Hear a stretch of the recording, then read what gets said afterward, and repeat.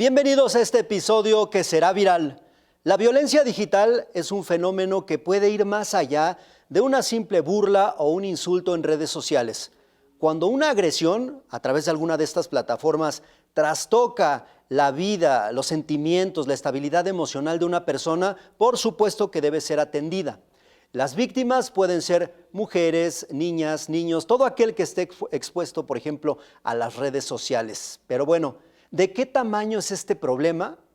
Es una de las preguntas que haremos a nuestras invitadas. Para hablar del tema, hoy nos acompaña Ángeles de la Cruz, activista defensora de derechos humanos. Gracias, Ángeles, bienvenida. Mucho gusto, gracias. Qué amable. También está con nosotros Flavia Busti, maestra en administración, especialista en administración pública y reforma estatal. Gracias, Flavia. Muchas gracias a ustedes por la invitación. Con mucho gusto. Bueno, pues vamos a entrarle al tema. Ángeles de la Cruz, la violencia digital la vemos de diferentes maneras. Esta semana se ha puesto sobre la agenda a partir de este Día Internacional para eliminar la violencia contra las mujeres, pero va más allá. Por supuesto que las víctimas de la violencia digital puede ser, ya lo decía, todo mundo que esté expuesto, por ejemplo, a las redes sociales. ¿De qué tamaño es el problema, Ángeles? ¿Cómo podemos identificar cuando realmente estamos ante una situación de violencia digital que debemos atender? Claro, considero que es una situación que nosotras no habíamos previsto, o sea, nos imaginábamos que, no sé, la violencia más bien la habíamos vivido en muchos entornos, pero conforme se ha ido actualizando, pues las generaciones, el acceso a la información, el acceso a las tecnologías, pues no nos imaginábamos que también en redes sociales, en el internet tendríamos que cuidarnos. Entonces, más allá de un discurso, de una broma pesada o de un comentario feo, esto ya trasciende fronteras de acoso, de grooming, de incluso estos grupos de incels, pues que justamente promueven este discurso de odio a través de medios digitales. Entonces, considero que es algo que no esperábamos que pudiera pasar, pero que está pasando y que es momento de atenderlo. Uy, acabas de tocar un punto muy importante, el tema de los chicos incels con lo que sucedió en el CCH de la UNAM. Por supuesto que enciende ahí una alarma muy clarita. Flavia, ¿cómo podemos identificar de momento cuando ya pasamos de las plataformas de lo virtual a la vida de carne y hueso, en donde decimos, aguas porque aquí es un asunto que no podemos dejar pasar? Bueno, la verdad que es bastante complejo porque en realidad hay muchas prácticas que están normalizadas, eh, específicamente con lo que tiene que ver con la violencia en razón de género para las mujeres de forma digital, todo lo que tiene que ver con el acoso, el ciberacoso, el bullying, etcétera, está muy normalizado con esto de que mi pareja me controla o mi pareja me pregunta o mi pareja me ve las redes sociales o incluso hasta me pide la contraseña para poder tener acceso a mis redes sociales. Ahora, en el momento en el que eso da un salto cuantitativo y cualitativo a la vida real, como tú mencionas, y ya pasa a amenazas, agresiones e incluso a poder captar información personal de las personas y también de los niños que están expuestos, las cifras, la verdad que son muy alarmantes, las últimas cifras que maneja el INEGI de casi 10 millones de mujeres que fueron víctimas de violencia digital desde 2023 en adelante y los niños también. Y el peligro que conlleva también para los niños que estén expuestos a través de los videojuegos online. Es un fenómeno tremendo, sobre todo por la vulnerabilidad que tiene el manejo de la información y la falta de educación que tenemos con respecto a cómo cuidar nuestra información personal para que no puedan acceder y pasar estos acusadores o violentadores desde la parte digital a la vida real, digamos.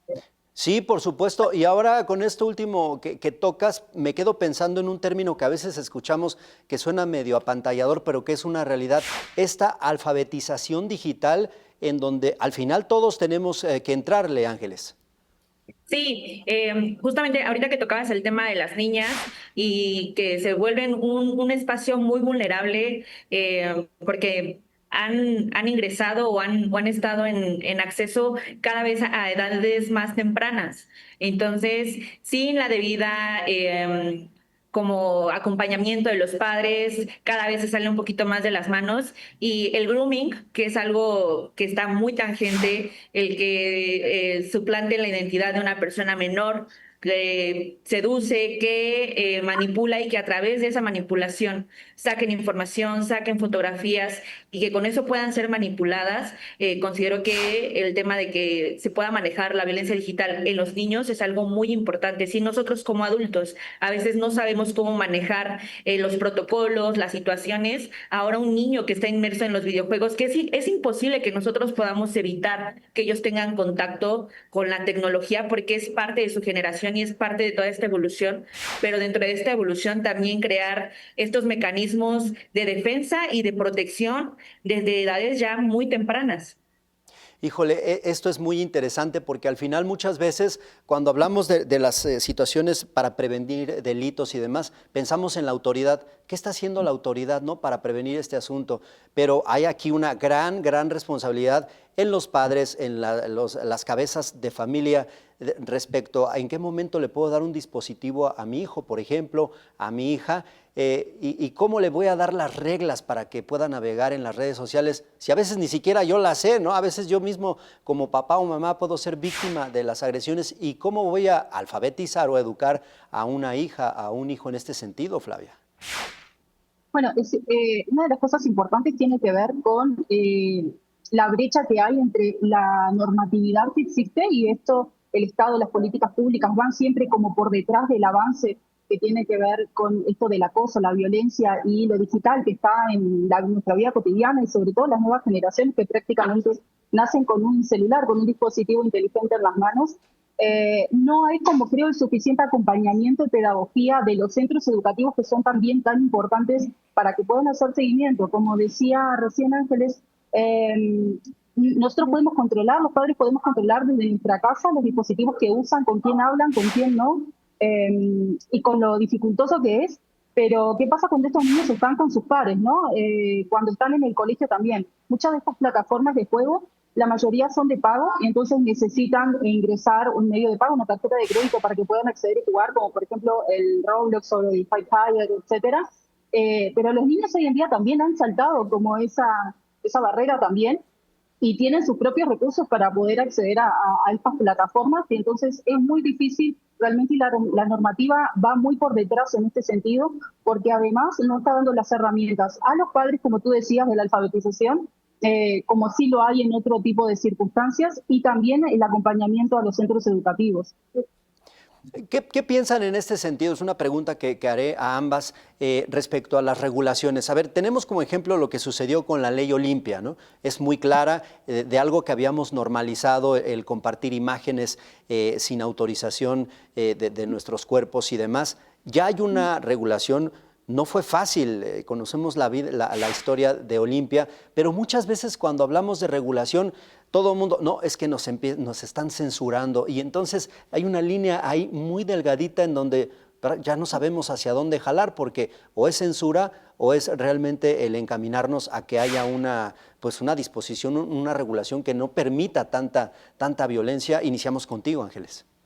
Claro, por ejemplo, en este caso de las compañeras del Politécnico, del caso de Diego N., que no existía al 100% la información, decían, a mí me tocó llevar el acompañamiento institucional desde la ESCA Santo Tomás y recuerdo recibir muchos comentarios de docentes y de personas que pertenecían al consejo que sanciona, de bueno, pero es que no son ellas, es que son creadas con inteligencia artificial, es que eso no está regulado porque la ley Olimpia es fotos sin tu bueno, fotos, pero que sean reales y sin tu consentimiento. Y entonces se abre un panorama de discusión impresionante donde te das cuenta que la falta de información y la falta de regulación tiene que ver mucho con el sistema educativo que también nosotros nos desarrollamos, con el sistema familiar y con el sistema, pues, de convivencia social, en el que la revictimización y la situación que esto generó en las alumnas, que generó en nuestra generación,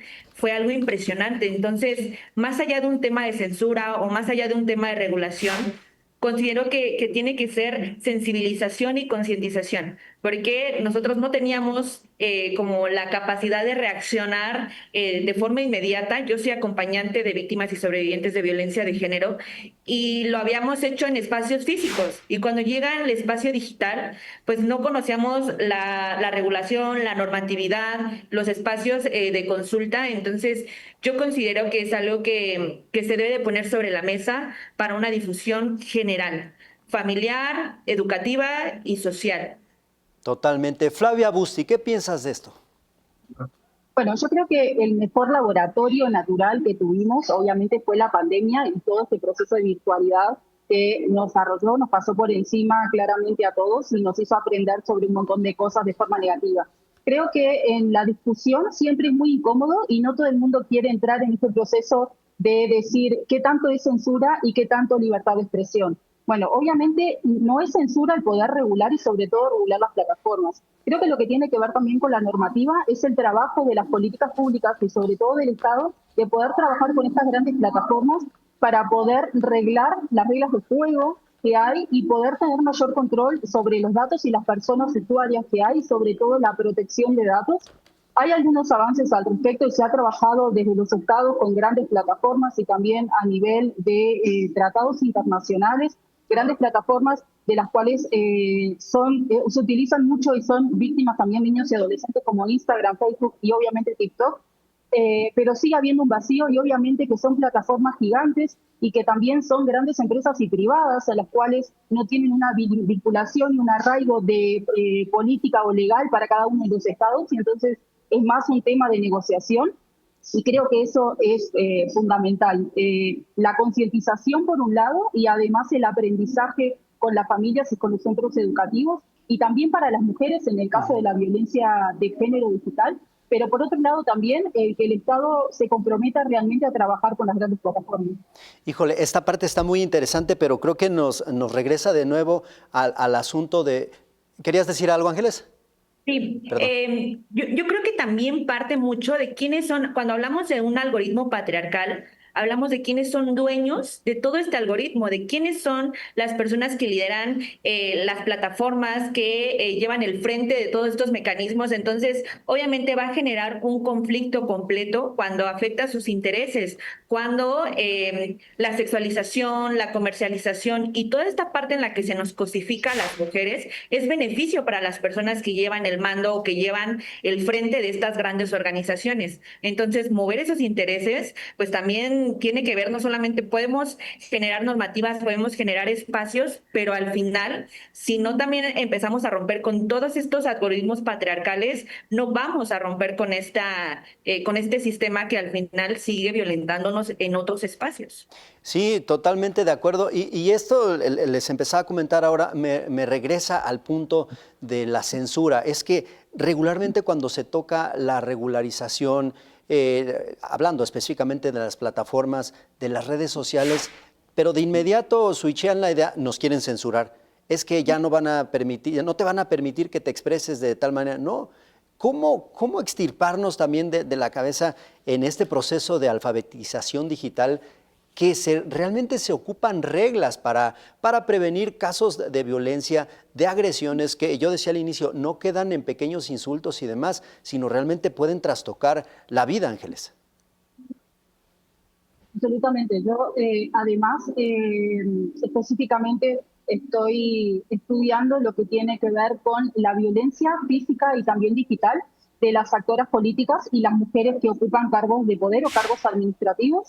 Y sinceramente, hay como una limitación en cuanto a la participación también. Entonces, la censura, hablando de libertad de expresión, bueno, pero la libertad de expresión tiene límites, ¿no? Obviamente que la libertad de uno termina donde empieza la libertad del otro y hay un derecho de por medio y una normativa que tiene que generar esas reglas de juego que todos tenemos que conocer y entender, que es fundamental, no solamente estar en un papel. Siempre se dice que no es excusa que no se conoce, ¿no? Pero creo que es fundamental también que exista como este proceso también de entendimiento, de que se explique y que se expanda a todos los medios, incluso dentro de las mismas redes sociales, para que se logre entender cuáles son las reglas de juego, que todos juguemos con las mismas reglas de juego y que entendamos que libertad de expresión sí, pero mi libertad termina en el momento en que empieza el derecho y la libertad del otro y sin vulnerar. Entonces, censura, bueno, no, en realidad reglamentación y tener en cuenta los derechos humanos de la otra persona. Sí, totalmente. ¿Qué piensas de esto, Ángeles? Por ejemplo, en los foros de incels que se manejan como foros de discusión, es que ya no es un foro de discusión. Son ataques coordinados, son espacios de radicalización en donde se están perpetuando conductas violentas, en el que ya no es un tema de libertad de expresión, ya no es un tema de un foro en el que vamos a discutir, no, se están generando estos espacios y entonces ahí es cuando se rompe esa línea delgada, ese límite entre la libertad de expresión, entre tu desarrollo, tu libre desarrollo de la personalidad y empezar a caer en acciones violentas, en acciones de acoso, en acciones digitales que al final mucho lo vemos con lo digital es real, porque aunque se manejen espacios que no tenemos un contacto directo físico, hay una afectación psicológica, hay una afectación emocional, hay una afectación impresionante, que es algo que aunque no es tangible en el momento, es algo que genera repercusiones sociales muy importantes y muy impactantes en la sociedad que, bueno, es afectada. Entonces, si somos una sociedad que tenemos un contacto mayoritario con tecnologías, no podemos solamente enfocarlo a es un foro de discusión. Son espacios que se están generando para violentar y que eso es lo que se tiene que atacar y regular en este contexto. Ahora, yo creo que no está fácil el asunto porque más allá de la vida virtual está la parte cultural en donde hemos normalizado muchas cosas. Y estoy recordando, seguramente tienen presente el caso de la mujer policía a la que grabaron en la patrulla con su compañero ahí en un acto sexual, en donde todo el mundo se rió y demás, y les hacían ver, a ver, este es un asunto de violencia digital. No, tenían 20, 30 argumentos para decir que no era violencia digital y yo me quedaba pensando, es que este es un asunto cultural. Y ahorita, Ángeles, que ponías el ejemplo de lo de Zacatecas, donde también el argumento es que no son fotos reales, ¿por qué se ofenden? Casi estaban cuestionando de esta manera. ¿Cómo extirparnos de nuestra idiosincrasia, de la parte cultural, esta normalización de la violencia digital que hemos visto las últimas décadas? Flavia. La normalización a ver, no es un problema solo de México, es una tendencia mundial, lamentablemente. Pero como todas las cosas, sí, necesita obviamente que las políticas públicas no solamente vayan por el lado normativo. Tú mencionabas hace un momento la ley Olimpia. La ley Olimpia fue un impasse, fue un punto de quiebre, de inflexión entre empezar a hacer más cosas y poder generar a la reforma de la ley de 2021, de la ley libre de violencia para las mujeres, un montón de cambios y la parte del acoso digital. Ahora, el 90% de las personas siguen quedando impunes. Entonces, hay algo que no está funcionando. Creo que, al igual que como se piensa la salud, la política de salud, no es atacar a la enfermedad, sino generar vacunas. Es decir, dejar de poner parches e ir a soluciones como lo que hablábamos recién, de poder enseñar, impartir, etcétera, que es sumamente complejo. Y para el caso de México lo mismo. Creo que tiene que ir por dos lugares. Tiene que ir, un lado, por la normativa, pero por otro lado también con el trabajo mismo a la población, porque de hecho, como decía recién mi compañera, obviamente que se sale totalmente de lo digital y a la realidad, y el caso de Olimpia obviamente es un claro ejemplo. Le terminó afectando psicológicamente, que llegó a tener 3 intentos de autoeliminación. O sea, realmente es súper complejo porque pasa a la vida real. Creo que la complejidad no se termina de entender del todo desde las instituciones para poder dar una solución más holística. Ángeles, regresando por ejemplo al punto de la vida real, más allá de la virtual, las pocas personas que deciden ir a denunciar casos de violencia digital de cualquier índole, hombres, mujeres, niñas, niños, ¿a qué se enfrentan? ¿Qué tipo de obstáculos finalmente son los que tienen que tratar de ir sorteando en este camino por tratar de encontrar justicia?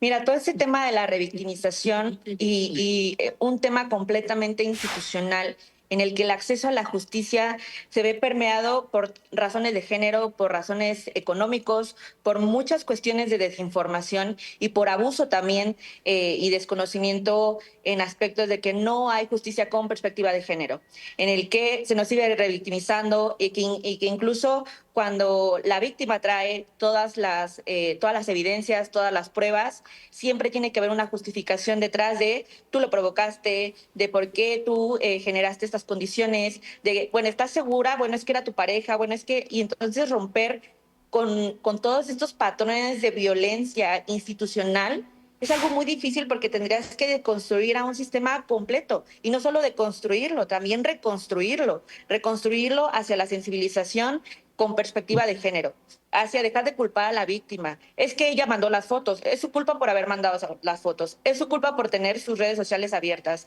Se culpa a todo el contexto de la víctima menos al agresor. Entonces nos enfrentamos con situaciones bien complejas cuando nosotras vamos a denunciar, porque puede ser que se haga un debido proceso, pero al momento de llegar a los jueces, pues son jueces que también no solamente tienen un sesgo de género, sino que también existen temas de corrupción, temas de conexiones, porque también depende a quién estás denunciando. Si denuncias a alguien con un cargo de poder, pues entonces es más complicado Claro. acceder a la justicia. Entonces, considero que hay que enfocarnos también en las instituciones y cuáles son los mecanismos que realmente nosotros tenemos acceso a ellos para poder hacer, pues, este tema de poder generar una justicia con perspectiva de género.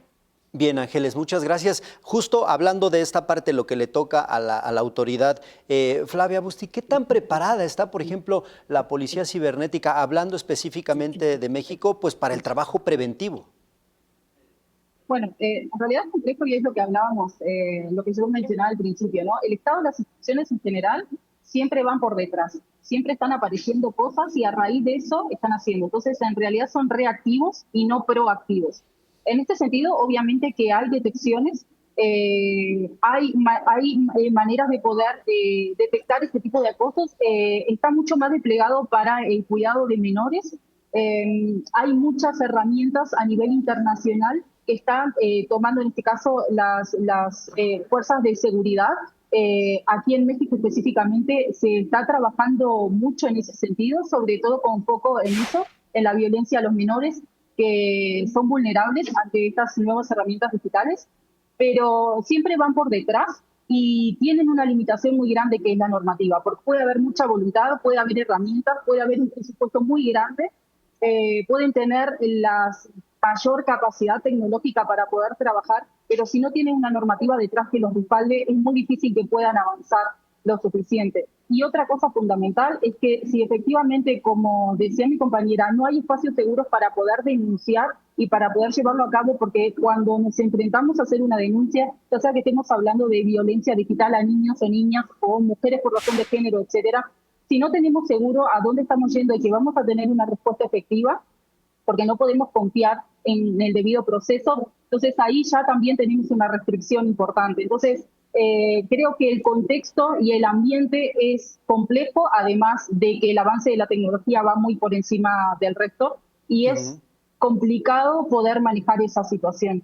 Sí, claro, no podemos dejar la responsabilidad solamente en manos de la autoridad y tampoco solamente en manos del ciudadano, pero como pueden ver, el tema da para mucho, tiene muchos ángulos, creo que hemos abordado pues los más interesantes, los más básicos, por así decirlo. Estamos acercándonos al final de esta entrevista y no me quiero ir sin antes hacerles algunas, que nos compartan algunos tips. A ver, ¿cómo autocuidarnos? Finalmente, la parte que está a nuestro alcance, ¿qué podemos hacer, digamos, de lo que hemos ido aprendiendo de forma empírica, de casos de conocidos y demás? ¿Cómo podemos blindarnos nosotros mismos, Ángeles? Pues yo creo que estamos muy inmersos y muy expuestos a este tipo de violencias que no se soluciona solamente con apagar el celular o restringir redes sociales o porque es también limitarnos por el miedo de que otras personas estén generando estas conductas. Entonces, yo creo que es importante conocer también los protocolos, los mecanismos de defensa, los mecanismos de acción. Existen, por ejemplo, con Ley Olimpia, todo el grupo de defensoras digitales que te pueden dar el acompañamiento. Hay un QR en el que es Olimpia con IA, en el que también te dan como todo un seguimiento de cómo llevar tu denuncia a los padres, a los maestros, a todos los que somos funcionarios o que estamos en la primera línea de atención, pues capacitarnos y justamente romper con esos tabús o romper con estas con estos malos conceptos que tenemos sobre la tecnología, adentrarnos un poquito más a la información y estar muy presentes en qué está pasando alrededor de nuestros hijos, de nuestros hermanos, de nuestros alumnos, de nuestros trabajadores, y poderlos orientar. La sensibilización es muy importante, continuar con las capacitaciones. Ahorita mencionábamos un poquito el tema de las instancias, y también que sean personas que estemos capacitadas para estar al frente, personas que llevemos un proceso de construcción y que podamos dar una línea de atención correcta. Entonces, siempre hay que estarnos cuidando en redes sociales.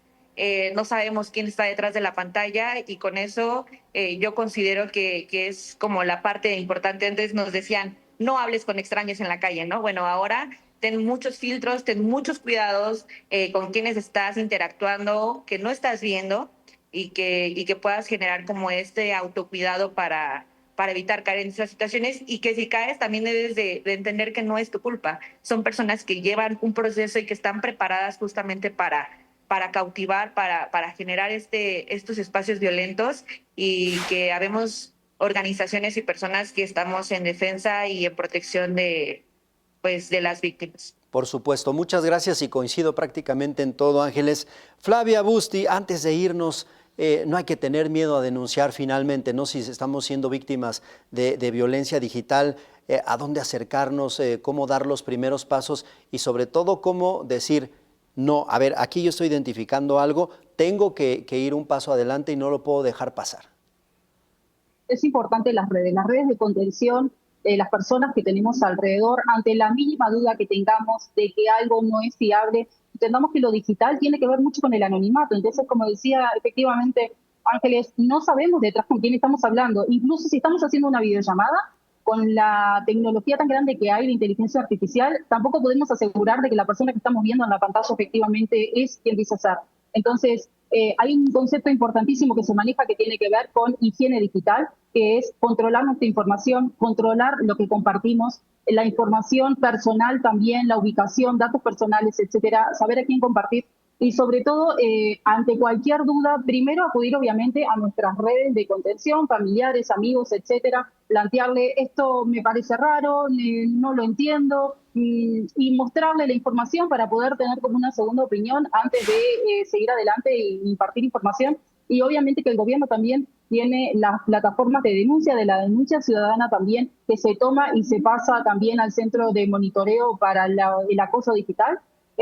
Las herramientas están, es complicado a veces, entiendo, confiar en las instituciones, por lo que veníamos hablando recién, pero tiene que existir un proceso de denuncia, porque si no hay ese proceso de denuncia, tampoco hay forma de poder ayudar a que la normativa siga avanzando.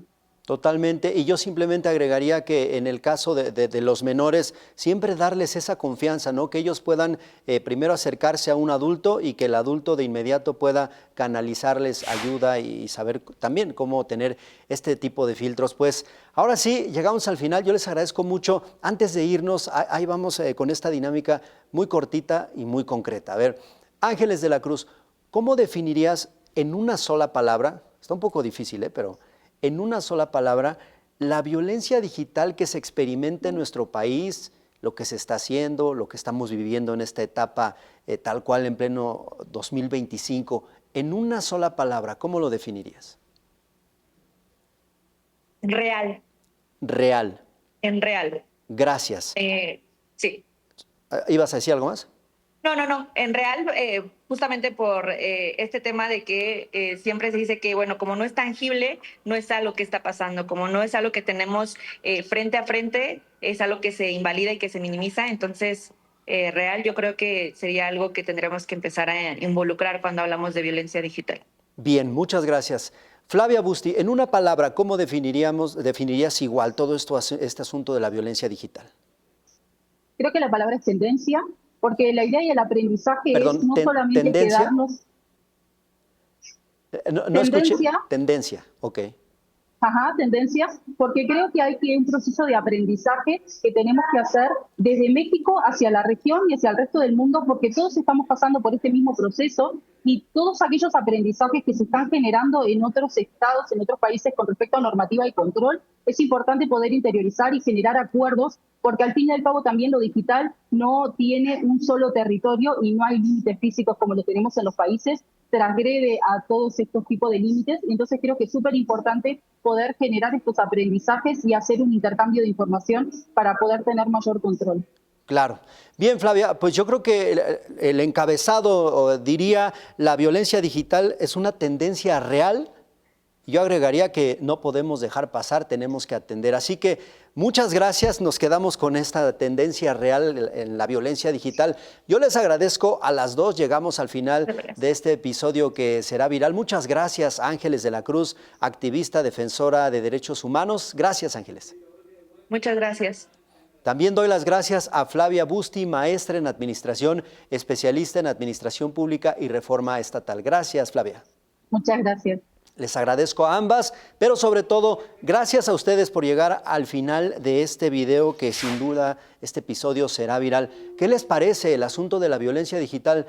Es algo en lo que usted, que seguramente está viendo este episodio, podría estar involucrado. Todos los que estamos en las redes sociales somos víctimas potenciales de este asunto y puede pasar como una grosería, como un insulto a veces incluso de alguien que conocemos en las redes, pero en cuanto nos empiezan a amenazar, nos llegan links para estafarnos, qué sé yo, cualquier ilícito al que nos exponemos nos puede convertir en víctimas de violencia digital, y es donde tenemos que estar pilas, alertas para no caer, sobre todo saber qué hacer, y si ya estamos siendo víctimas de violencia digital, saber a dónde acudir para recibir algún tipo de ayuda o contención. Hay que estar muy pendientes también de los niños, de las niñas que ya tienen el teléfono celular, porque son víctimas, créanme, víctimas potenciales de quienes se pasan de listos tratando de violentarlos. Bueno, yo les agradezco que hayan llegado al final. Ojalá que puedan dejarnos un comentario, sobre todo compartir este video para que llegue a más gente. Por supuesto,